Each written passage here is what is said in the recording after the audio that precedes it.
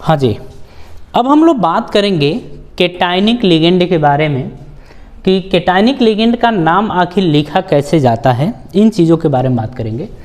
देखिए, फर्स्ट है naming of cationic ligand. Rule क्या बोल रहा है कि नेम एंड विद IUM, मतलब कैटायनिक लिगेंड का जो नाम होता है वो IUM से ख़त्म होगा। ठीक है, जैसे अगर देखा जाए तो NO+ को बोलते हैं नाइट्रोसोनियम, तो जैसे ना प्लस है और इस लिगेंड का नाम क्या हो जाएगा, नाइट्रोसोनियम, ये इसका नाम हो जाएगा। तो IUM आप देख रहे हैं इसके अंदर। अगर NO2+ की बात करी जाए तो इसको बोला जाता है नाइट्रोनियम। आपने देखा कि इसके अंदर भी क्या आ रहा है, IUM आ रहा है, यानी कि नाइट्रोनियम। अगर NH2NH3 की बात करें तो इसको बोला जाता है हाइड्राजीनियम, तो आप इसको बोलेंगे हाइड्राजीनियम, तो आपने इसका नाम दिया हाइड्राजीनियम। बात समझ में आ रही है। O2+ को बोला जाता है डाईऑक्सेनियम, तो हम बोलते हैं डाईऑक्सेनियम, आप ये बोलते हैं O2+ को। ठीक है, H3O+ को बोला जाता है, इसको बोलते हैं हाइड्रोनियम, तो आपने इसका नाम दिया हाइड्रोनियम, आपने ये बोल दिया। ठीक है, अगर NH4+ की बात करें तो इसको बोला जाता है अमोनियम, तो इसको आप नाम दे देते हैं अमोनियम, आपने ये नाम दे दिया। बात समझ में आ रही है।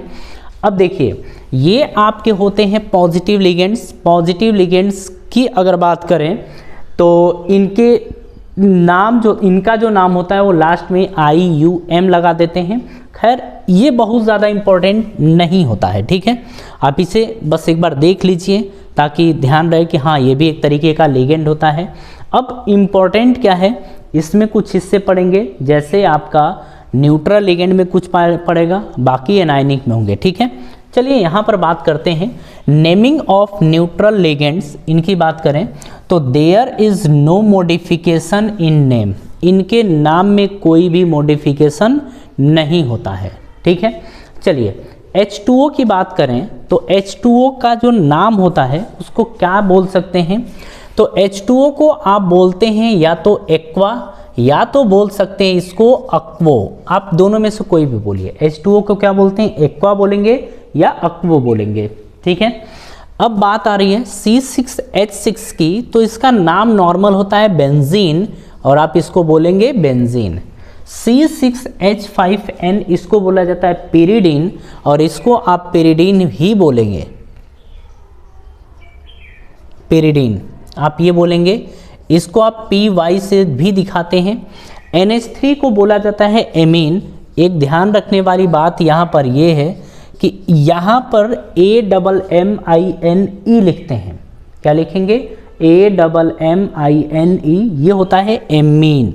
CO को बोला जाता है कार्बोनिल, तो आप लिखेंगे कार्बोनिल।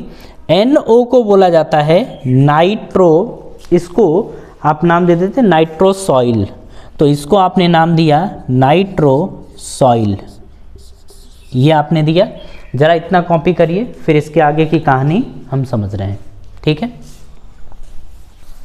चलिए ज़रा इसमें नेक्स्ट हम देखते हैं। दिया है CH3NH2, ये भी ध्यान ये रखना है, जैसे अगर पीछे देखा जाए तो आपने देखा था CO और NO ये न्यूट्रल होते हैं, H2O भी आपका न्यूट्रल होता है, बेंजीन भी न्यूट्रल होता है, लेकिन कुछ को आपको ध्यान रखना है। जैसे आप CO को ध्यान रखिए, NO को ध्यान रखिए, और अगर देखा जाए यहाँ पर तो और भी कुछ है, जैसे एमीन था तो एमीन को भी आप ध्यान रखेंगे कि ये न्यूट्रल लिगेंड होता है। और अगर यहाँ पर CH3NH2 को देखा जाए तो इसको बोला जाता है मेथिल एमीन, तो ये आपका होता है मेथिल एमीन। और मेथिल एमीन अगर देखा जाए तो ये भी एक न्यूट्रल लिगेंड होता है, इसको भी ध्यान रखेंगे। अगर NH2CONH2 को देखा जाए तो ये होता है यूरिया, यूरिया भी क्या होता है, एक न्यूट्रल लिगेंड होता है। O2 को बोलते हैं डाई ऑक्सीजन, तो आपने बोला डाई ऑक्सीजन, और ये भी आपका होता है न्यूट्रल लिगेंड। अगर sorry NH2 CH2 CH2 NH2 को अगर बोला जाए तो इसको ईन भी बोलते हैं, और इसको बोला जाता है एथिलीन डाईएमीन। तो एथिलीन डाईएमीन आप इसको ये बोलते हैं। अगर PPH3 ये देखा जाए तो इसको बोला जाता है, इसका नाम होता है ट्राईफिनाइल फॉस्फीन। तो इसको बोलते हैं आप ट्राईफिनाइल फॉस्फीन, आप ये नाम देते हैं, ठीक है। तो खैर इतने जो होते हैं ये आपके न्यूट्रल लिगेंड्स होते हैं। इन लिगेंड्स को याद रखिए, इन लिगेंड्स में से कुछ को याद रखना है। जैसे आप पीछे टिक मार लीजिए। अगर हम बात करें यहाँ पर तो हाँ, पहला वाला H2O को टिक मारिए। फिर आप पिरिडीन C5H5N इसको मारिए। NH3 एमीन को मारिए, इसको टिक मारिए। फिर CO कार्बोनिल को, इसको टिक मारिए क्योंकि ये न्यूट्रल लिगेंड है, इसको ध्यान रखना है। NO नाइट्रोसॉइल को भी मारिए। और यहाँ पर मेथिल एमीन, इसको भी स्टार लगा लीजिए। NH2 CONH2 यानी यूरिया, ये भी आपका न्यूट्रल लिगेंड होता है, इसको भी। डाई ऑक्सीजन, ठीक है। एथिलीन डाई एमीन, इसको ध्यान रखिए कि ये न्यूट्रल लिगेंड होता है, इसके ऊपर कोई चार्ज नहीं होता है। और ट्राईफिनाइल फॉस्फीन, इसको भी देख लीजिए, ये भी आपका न्यूट्रल लिगेंड होता है, ठीक है।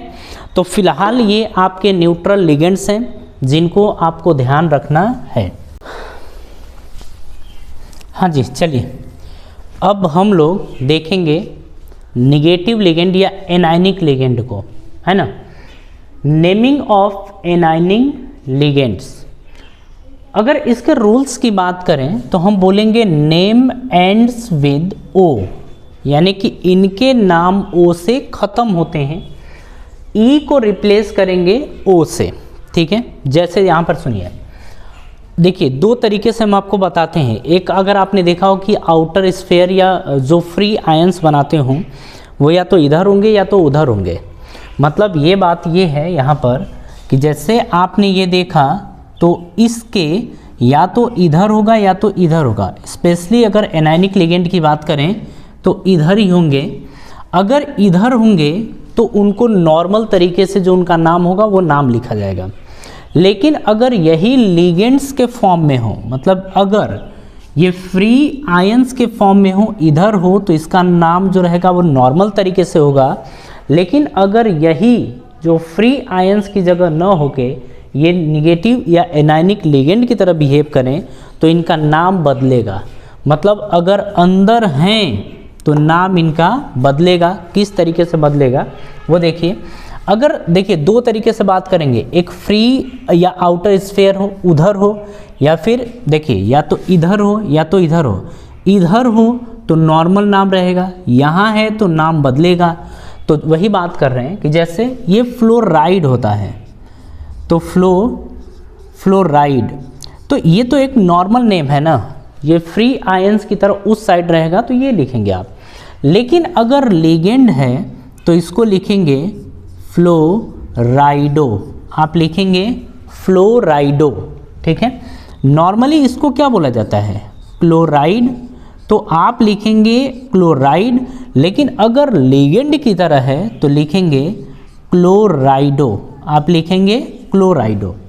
Br- को क्या बोलते हैं, ब्रोमाइड। तो नॉर्मल तरीके से इसका नाम होगा ब्रोमाइड, लेकिन अगर एज अ लिगेंड यूज़ करेंगे तो इसका नाम हो जाएगा ब्रोमाइडो।